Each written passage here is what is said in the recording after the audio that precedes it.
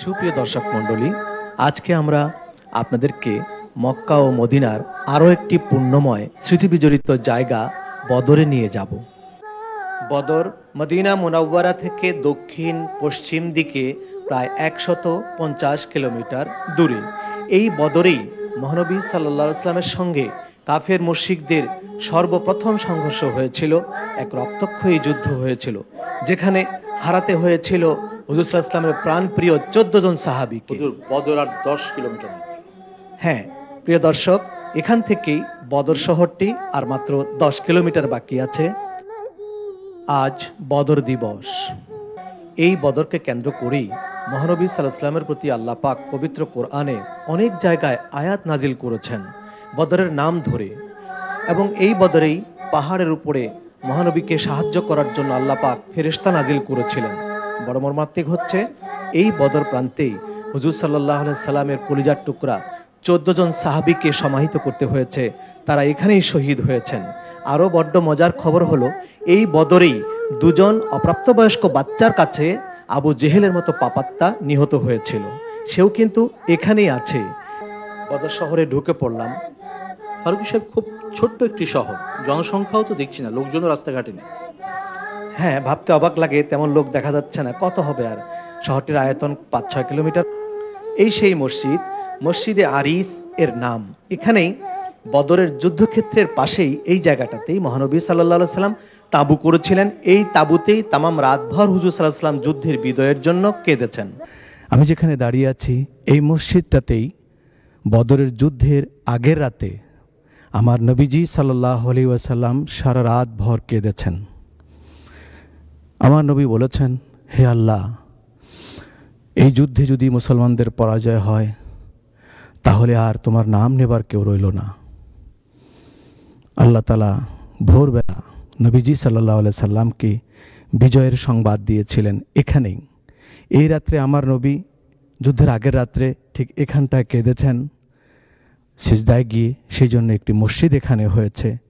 আজও এই মসজিদে নামাজে দাঁড়ালে সিজদায় যাবার পর অজান্তেই কান্না আসে, চোখের পানিতে ভিজে যায় সিজদার জায়গা। শুধু একটি কথা মনে করে আমার নবী ইসলামের জন্য, বিজয়ের জন্য সারা রাত ভর এখানেই কেঁদেছেন।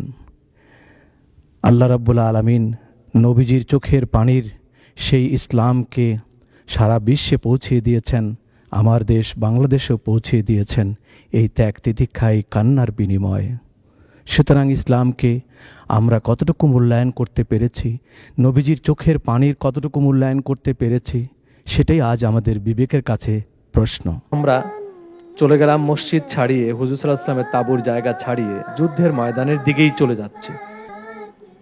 এই বালুতেই যুদ্ধ হয়েছিল। শক্ত পাথরে যুদ্ধ করতে বড় কষ্ট, সেই জন্য আল্লাহ পাক বৃষ্টি নাজিল করে বালু একখানে করে সাহাবায়ে কেরামের কদমের নিচে মাটিকে নরম করে দিয়েছিল, যুদ্ধের জন্য উপযোগী করে দিয়েছিলেন। এই সেই 14 জন সৌভাগ্যবান সাহাবী বদরের যুদ্ধে শহীদ হয়েছিলেন। তাদের নাম এই পাথরেই লেখা আছে, 14 জন সাহাবী। এই সেই বদরের 14 জন সাহাবী শুহাদায়ে কেরাম যারা শহীদ হয়েছিলেন, তাদের কবর এটাই। 14 জনকে এক কবরেই দেয়া হয়েছে। এই সাদা দেয়ালটির ভেতরেই 14 জনের কবর রয়েছে। আর এর থেকে বাঁ দিকে এই সাইনবোর্ডগুলির পেছনেই একটি টয়লেট রয়েছে, হাম্মাম।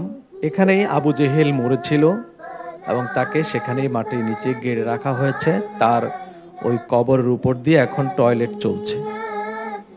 বদরের যুদ্ধের প্রান্তর হলো এগুলো, এই বালুর পাহাড়ের নিচে বালুর ময়দান, এগুলোতেই সাহাবায়ে কেরাম যুদ্ধের জন্য অবস্থান নিয়েছিলেন।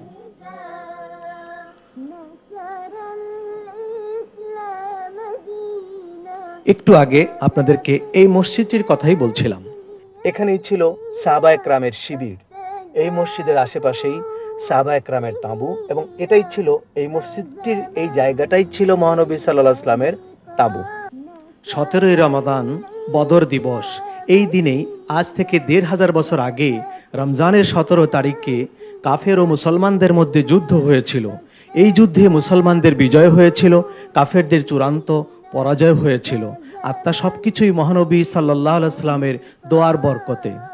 মহান আল্লাহ রাব্বুল আলামিন ভোর রাতের দিকে রসুল পাক সাল্লাল্লাহু আলাইহি ওয়াসাল্লামকে খুশখবরি দিলেন।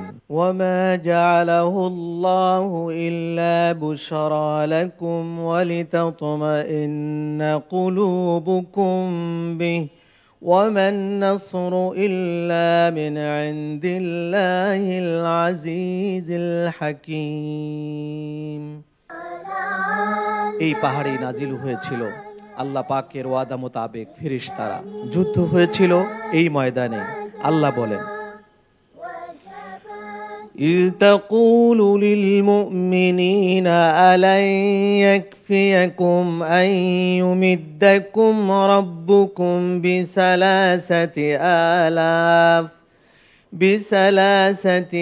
آلاف من الملائكة منزلين। আল্লাহ পাক 3000 ফেরেশতা এই পাহাড়ে দিয়ে সাহায্য করার ওয়াদা তার রাসূলের সাথে করলেন। সুধীমণ্ডলী, আধুনিক আরবের সব জায়গাতেই বিলাসিতার ছোঁয়া, কিন্তু এখানে এসে থমকে দাঁড়াতে হলো। বদরের যুদ্ধের শহীদানদের মাজার শরীফ রক্ষণাবেক্ষণের জন্য রাসূলে পাক সাল্লাল্লাহু আলাইহি ওয়াসাল্লামের নির্দেশে কিছু সাহাবায়ে কেরামের বসত বাড়ি এখানে গড়ে উঠেছিল। শুষ্ক আবহাওয়া ও খরতাপের দেশ, বৃষ্টিপাতের হার খুবই কম, কাঠমাটির ঘর শত শত বছর ধরে দারুণ দুঃসময়ের সাক্ষী হয়ে দাঁড়িয়ে আছে।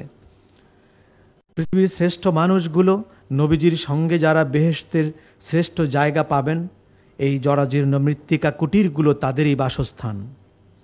যে উত্তপ্ত মরু অঞ্চলে বৈদ্যুতিক পাখা, এমনকি এয়ার কন্ডিশন ব্যবহার করেও স্বস্তিতে বসবাস করা যায় না, অথচ সেই যুগে এখানেই পৃথিবীর সেরা মানুষ নবীজির সাহাবীরা যুগ যুগ ধরে বসবাস করে গেছেন।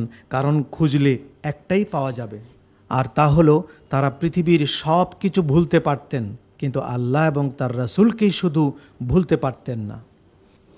এই ভাঙ্গা মাটির ঘরবাড়ি পরপারের জ্ঞান পিপাসু একজন পথিককে বারবার কোরআনের সেই আয়াতটি মনে করিয়ে দেবে, আর তা হলো, ইয়াউমা লা ইয়ানফাউ মালুন ওয়ালা বানুনা ইল্লা মান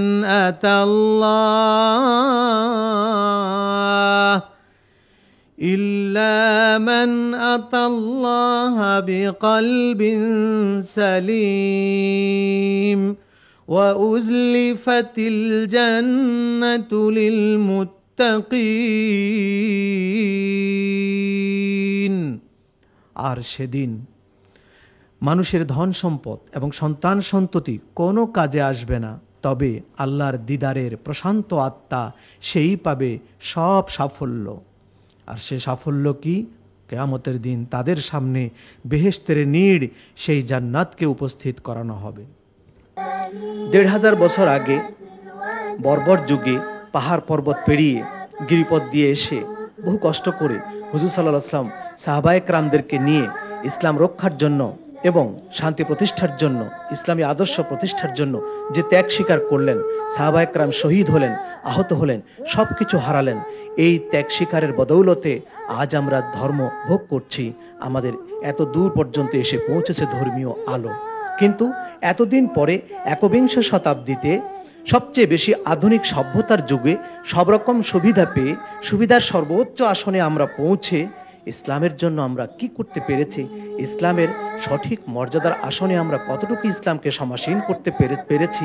প্রশ্নটি সবার কাছে।